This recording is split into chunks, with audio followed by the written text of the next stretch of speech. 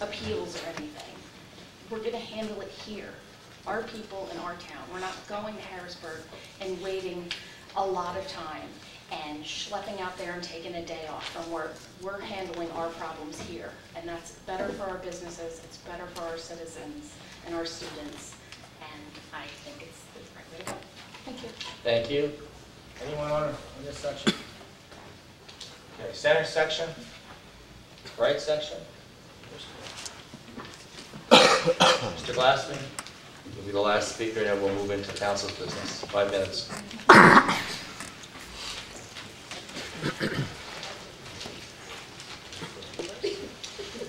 Thank you very much. First, I would like to thank the mayor for introducing the ordinance. Just your name for the... Oh, sorry, Steve Glassman, the chairman of the Pennsylvania Human Relations Commission. Thank you. But personally, I reside at 1600 Hamden Boulevard in Reading, Pennsylvania.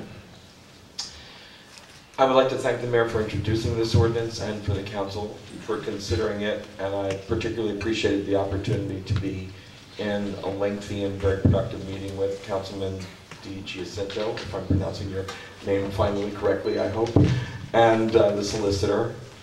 We, I think, slogged through a number of issues that came up during the last meeting, and I think came to a very good place on many of those topics.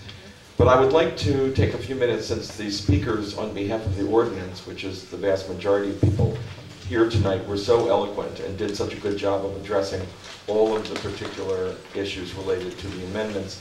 I would like to put this in some larger context and respond to a couple of points that were made by those who either oppose or question parts of the ordinance. First, it's important to remember that the reason we have civil rights laws in this country at the federal level and throughout the states, all 50 states in this country, is because there was a need to address invidious discrimination and to work towards eradicating it for a number of protected classes that were not receiving equal treatment under the law in this country. Obviously, the movement started with African Americans and the legacy of slavery, but it expanded to include other groups as they recognized ways in which they were able to seek redress for discrimination at the federal level and at the state levels, and also at the local level, as we're doing here tonight. These are laws that guarantee everyone equal treatment. There is nothing in this law that would guarantee special rights to any group. Every single one of the protected classes in this legislation, and I'd like to point out that even though there were questions about this, sexual harassment is in fact covered under gender and has been a category that we have adjudicated and investigated for 55 years at the state level under gender. Sexual harassment has a long-standing relationship to the law and is a covered issue and protected class in this legislation, as is ethnicity and the areas related to national origin, color, race, etc. So those who are immigrants are covered under these laws, those who, whether they're from Europe or Africa or South Asia or South America or anywhere else in the world, those individuals are all covered. I just wanted to address that so there weren't any questions about it. And I'd also like to address the fact that some of the points that were raised by opponents of this legislation are points that are actually talking points of right-wing organizations that are national organizations that send these out, and they come up at every one of these meetings in every city that considers these laws. And let me just give you a couple of examples that I think are really misrepresentative and that are meant to frighten people into having questions about these ordinances. The example that was given in New Mexico. Well, you have business privilege licenses precisely because it is a privilege to own and operate a business in a location. You cannot decide that you're going to open a business and then discriminate against people on any basis that are in laws that protect people at the local level or the state level or the federal level. And religion has been used over the years, in last century and this century, to discriminate against groups that now everyone looks back and says, it's shocking that anyone would discriminate against someone because they're a woman, or because they have a disability, or because they're an immigrant from another country, or because they have a particular race or color. But those were areas that were actually discriminatory classes, and religion was used as the excuse for doing that. And that's the reason these laws exist. So whether it's an issue of sexual orientation, or religion, or race, or age, any of the categories, you cannot, as a business, discriminate against somebody because they are of a category that you don't happen to like, whether it's because of your religion or for any other reason. You don't have to operate a business in the city of Bethlehem. If you want to, it's a business privilege license. And that means that you have to serve everyone that is in the ordinance, and there aren't any exceptions to that. I think also it's important to recognize that the whole issue of bathrooms is one that is used in order to frighten people. These are cases not of boys deciding they want to use the girls' locker room. This is about people who have gender identity issues where they know that they are one gender even though they may look from the standpoint of a physician as another gender until they may go through sexual reassignment surgery. These are very major issues that are not widespread. They are relatively rare, and they are very important to acknowledge differently than people simply deciding they want to go into a bathroom because they're the opposite sex. Okay? Thank you very much. And with that, City Council will move into business.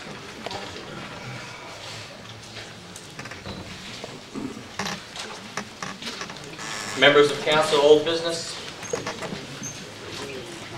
Old business? We'll move to communication 7A, City Council Solicitor, Tax Ordinance, EMS Building, and Fire Pumper. The memorandum from Attorney Spadoni adds several words to a section of the tax ordinance that was passed by City Council last December. And the phrase is that the sum of 7,500 mils of each dollar of assessed value shall be placed in a separate bank account, separated and segregated from all other monies entitled EMS Facility and Fire Pumper, and shall not be commingled with any other monies whatsoever. Chair will refer this to the Finance Committee for review. We'll move to Communication 7B, Director of Planning and Zoning, Historic Preservation Plan. A copy of the final draft of the Historic Preservation Plan is attached to the memorandum. The plan was compiled with the assistance of a Historic Preservation Task Force and the consulting services of Phillips Price Greigel, and it followed input of public meetings, a blog, and resident and student surveys. It is forwarded for council's review and consideration. Thank you. The chair will refer this to Ms. Dolan's Community Development Committee for review. We will move to reports. Let me just make a quick comment regarding the live feed that was mentioned before. Research has been done on it, and the city clerk and the assistant city clerk have met with various companies, and they will be putting together for City Council a recommendation of 3 or 4 companies with the live feed and the cost associated with the feed, and it will be something that will be presented to City Council for City Council's budget for 2012. So if City Council agrees to it, we could move in this direction next year. But we certainly it was an issue that I raised about a year ago, and Cindy and Nan have done an excellent job meeting with various companies, and they'll be putting the information together for members of council to review, and then we'll be up to City Council to make that decision on having a live feed. Mr. Mayor? Thank you, Mr. President. I've got a number of administrative orders for this evening. Administrative order number 1353, I hereby reappoint James Heitman, 1306 Prospect Avenue, Bethlehem, Pennsylvania, 18018 to the Historic Conservation Commission, South Bethlehem and Mount Airy, and this reappointment is effective until May of 2014. Comments? Please call the roll. And the resolution is sponsored by Eric Evans and Jean Belinsky. Mrs. Belinsky. Aye. Mr. DiGiacinto. Aye. Ms. Dolan. Aye. Mr. Evans. Aye. Mr. Mauer. Aye. Mr. Reynolds. Aye. Mr. Dante. Aye. 7-0 passes. Thank you. Administrative order number 1354, I hereby reappoint Ken Bush, PE, 1324 Prospect Avenue, Bethlehem, Pennsylvania, 18018 to the Historic Conservation Commission for South Bethlehem and Mount Airy, and this reappointment is effective until May 2014. And the resolution to confirm is sponsored by Eric Evans and Jean Belinsky. Comments? Please call the roll. Mrs. Belinsky. Aye. Mr. DiGiacinto. Aye. Ms. Dolan. Aye. Mr. Evans. Aye. Mr. Mauer. Aye. Mr. Reynolds. Aye. Mr. Dante. Aye. 7-0 passes. Thank you. Administrative Order Number 1355, I hereby reappoint Barbara Faust, 405 Barry's Bridge Road, Bethlehem, Pennsylvania, 18017 to the Fine Arts Commission, and this reappointment is effective until May 2014. And the resolution to confirm is sponsored by Eric Evans and Jane Belinsky. Comments? Please call the roll. Mrs. Belinsky. Aye. Mr. DiGiacinto. Aye. Ms. Dolan. Aye. Mr. Evans. Aye. Mr. Mauer. Mr. Reynolds. Aye. Mr. Donchev. Aye. 7-0 passes. Thank you. Administrative Order Number 1356, I hereby reappoint Dorothy Savy, 512 Elm Street, Bethlehem, Pennsylvania, 18018, to the Bethlehem Housing Authority, and this reappointment is effective until May 2016. The resolution to confirm is sponsored by Eric Evans and Jane Belinsky. Comments? Please call the roll. Mrs. Belinsky. Aye. Mr. DiGiacinto. Aye. Ms. Dolan. Aye. Mr. Evans. Aye. Mr. Mauer. Aye. Mr. Reynolds. Aye. Mr. Donchev. Aye. 7-0 passes. Thank you. Administrative Order Number 1357, I hereby appoint Laura Lynn Bertner, 1851 Paul Avenue, Bethlehem, Pennsylvania, 18018 to the Bethlehem Authority, and this appointment is effective until January of 2014. And the resolution to confirm is sponsored by Eric Evans and Karen Dolan. Comments? Please call the roll. Mrs. Belinsky. Aye. Mr. DiGiacinto. Aye. Ms. Dolan. Aye. Mr. Evans. Aye. Mr. Mauer. Aye. Mr. Reynolds. Aye. Mr. Donchev. Aye. 7-0 passes. I have no further reports, Mr. President. Bless you. Thank you, Mr. Mayor. Committee reports, Finance, Mr. Reynolds. The Finance Committee met on Wednesday, May 18, 2011 at 6 p.m. in Town Hall prior to tonight's City Council meeting. The committee recommended that City Council approve resolutions for the following: Human Resources Director salary, transfer of funds, water fund, maintenance contract. The committee recommended that City Council approve ordinances for the following as well: amending general fund budget, health bureau adjustments, amending liquid fuels fund budget 2011 allocation, amending non-utility capital budget street paver, amending sewer capital budget account adjustments. The committee also reviewed provisions of the use permit agreements for Music Fest 2011, 2012, and 2013. Thank you. Thank you. We'll move to item 9, ordinances for final passage. 9A, Bill number 11. Amending Article 531, parking, generally Section 531.04F, penalty reference. An ordinance of the City of Bethlehem, Counties of Lehigh and Northampton, Commonwealth of Pennsylvania, amending Article 531 of the codified ordinances entitled Parking Generally, sponsored by J. William Reynolds and David DiGiacinto. Comments? Please call the roll. Mrs. Belinsky. Aye. Mr. DiGiacinto. Aye. Ms. Dolan. Aye. Mr. Evans. Aye. Mr. Mauer. Mr. Reynolds. Aye. Mr. Donchev. Aye. 7-0 passes. We'll move to item 10, new ordinances. 10A, Bill number 12. Establishing Article 145, Bethlehem Human Relations Commission. An ordinance of the City of Bethlehem, Counties of Lehigh and Northampton, Commonwealth of Pennsylvania, amending the codified ordinances to include Article 145, the Bethlehem Human Relations Commission. The Council of the City of Bethlehem ordains that a new Article 145, Bethlehem Human Relations Commission, be established in the codified ordinances as follows.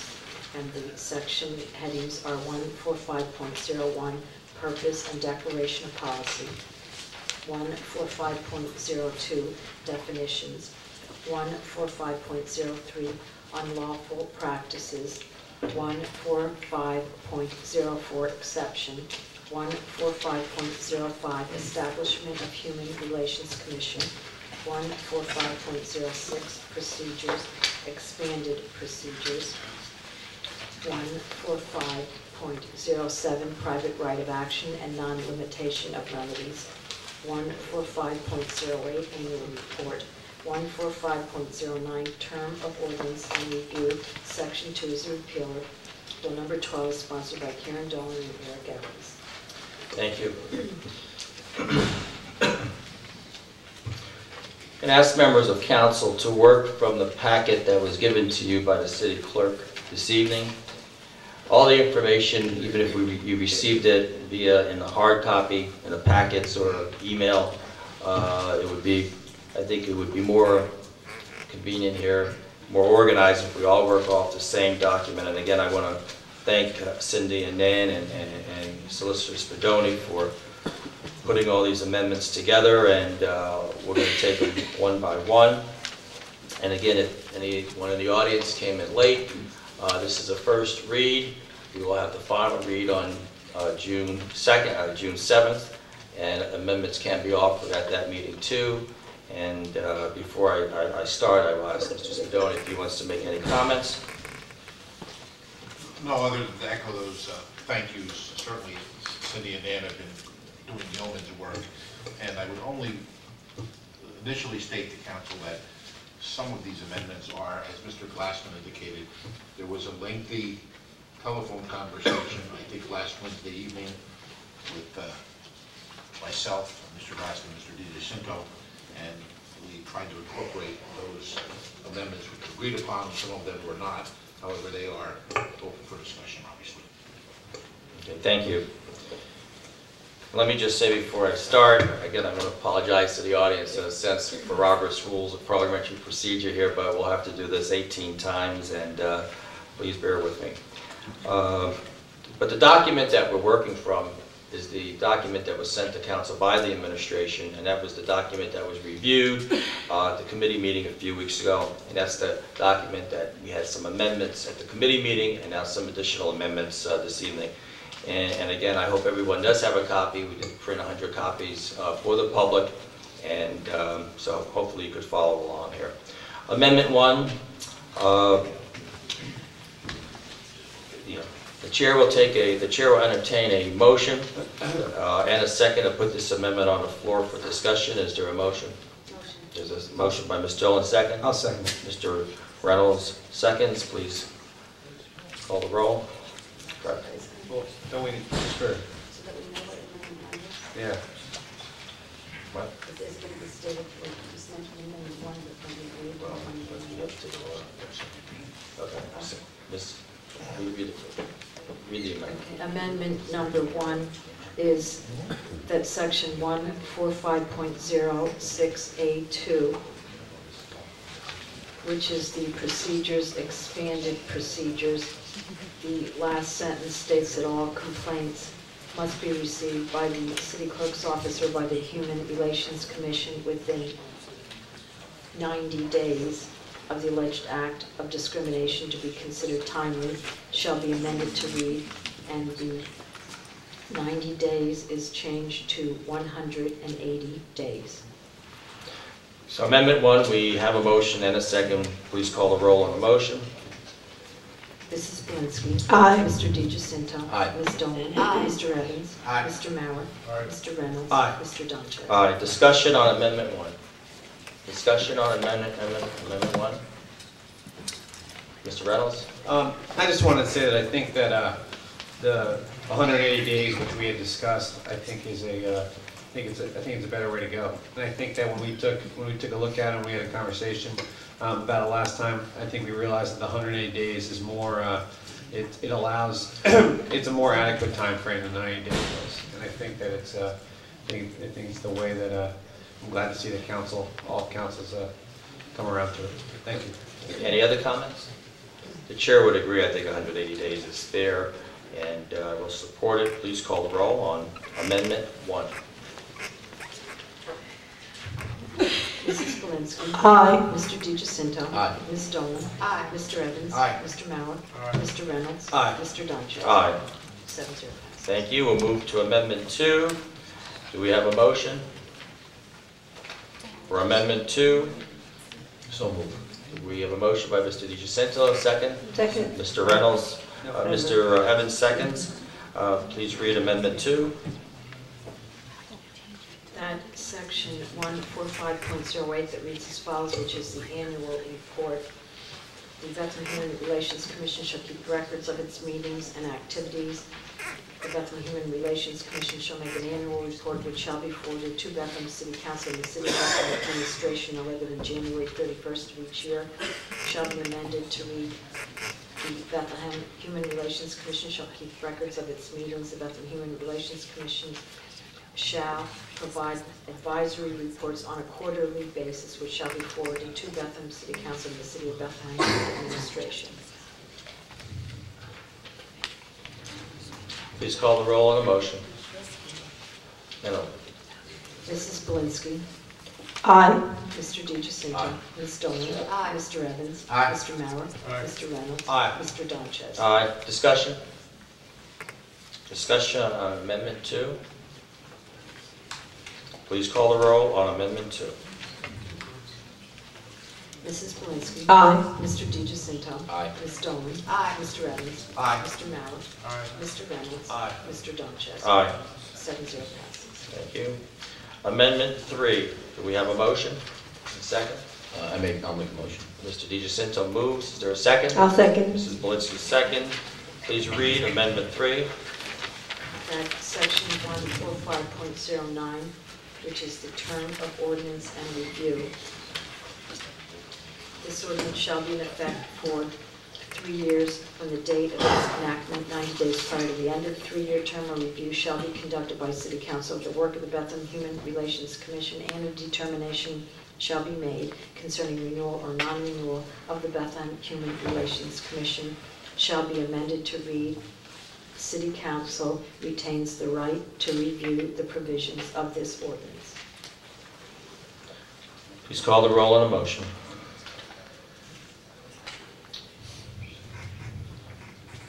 Mrs. Blansky. Aye.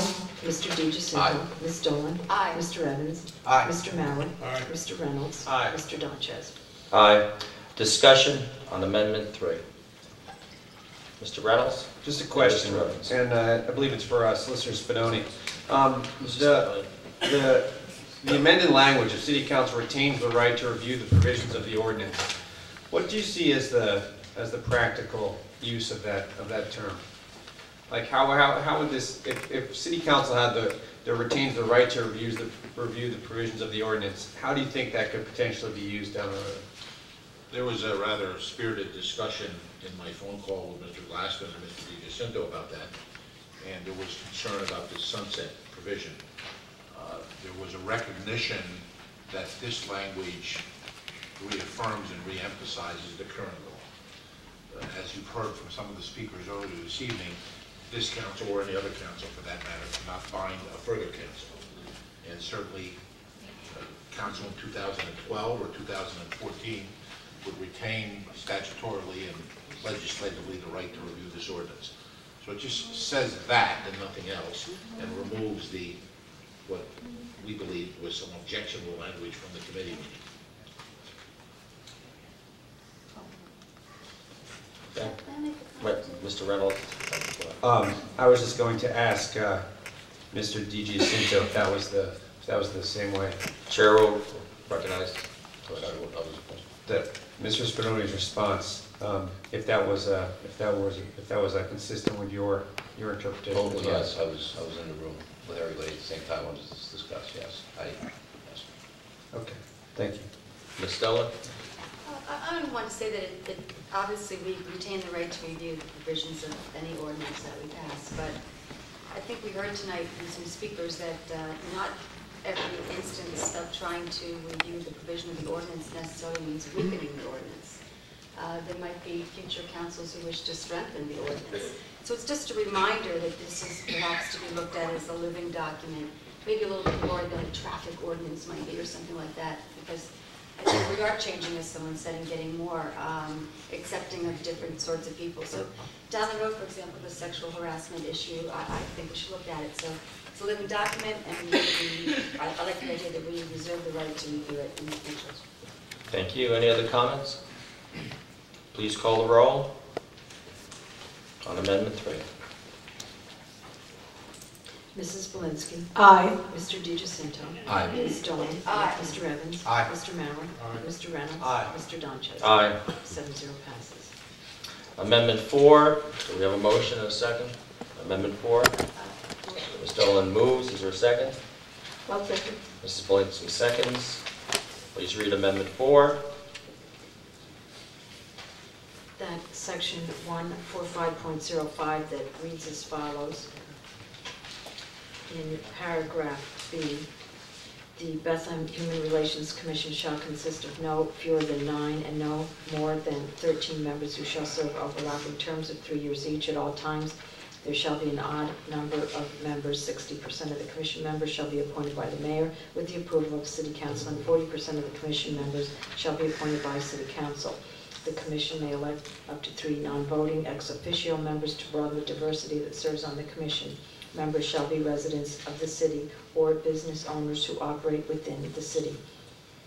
No voting member of the Bethlehem Human Relations Commission shall hold any office in any political party. Members of the Bethlehem Human Relations Commission shall serve without salary, but may be paid expenses incurred in the performance of their duties as approved by Bethlehem Council. Paid staff may be hired as approved by City Council to assist in the performance of the duties of the commission.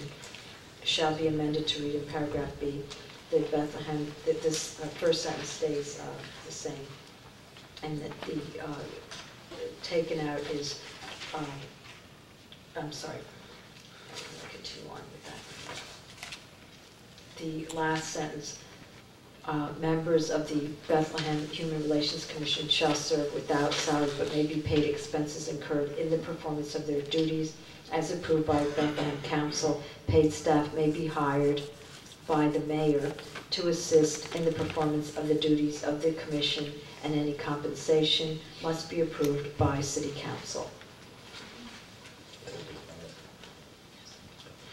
Please call the roll on the motion.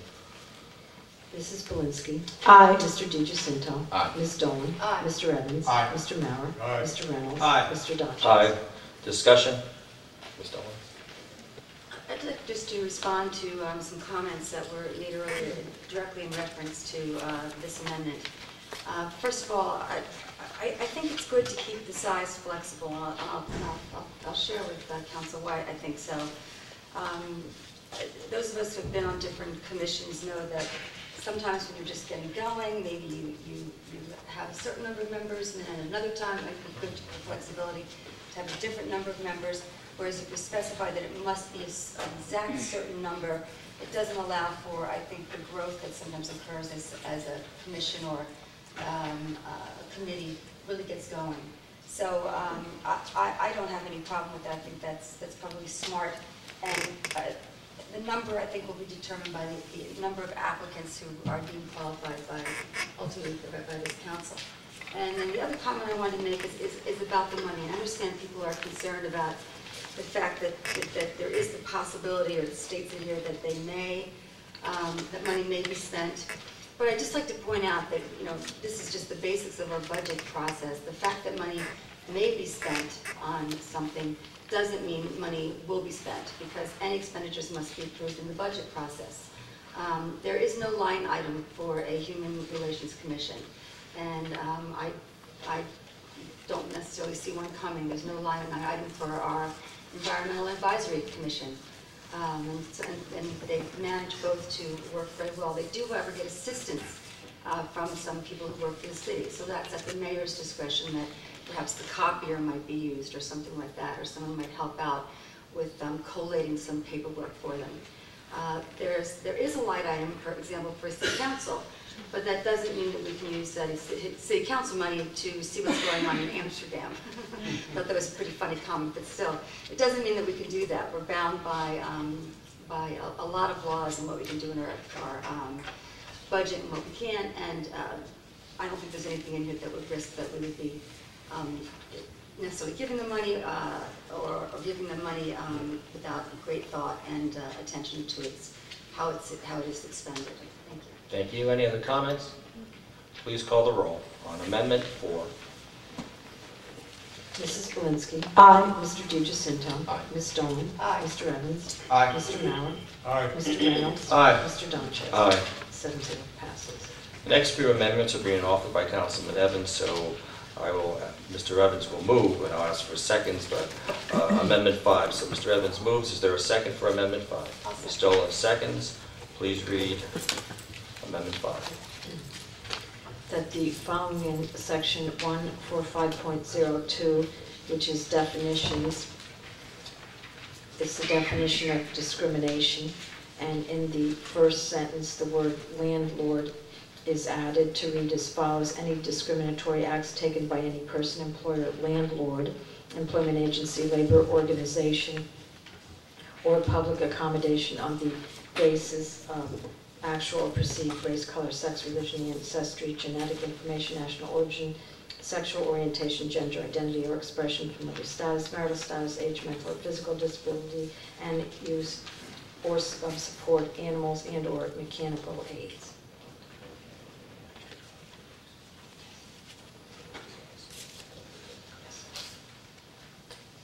You don't have a copy? No. Send it down. Please call the roll on a motion. Thank you. Mrs. Polinsky. Aye. Mr. DeGiacinto. Aye. Ms. Donner. Aye. Mr. Evans. Aye. Mr. Mauer. Aye. Mr. Reynolds. Aye. Mr. Dodgenez. Aye. Discussion on Amendment 5? I just think it's Go ahead. smart. Some of the worst discrimination that I've seen against friends of mine who are gay and lesbian has been done unfortunately by their landlords. So I'm very happy that this, I think, smart and sensitive addition was put forth by Councilman. Comments?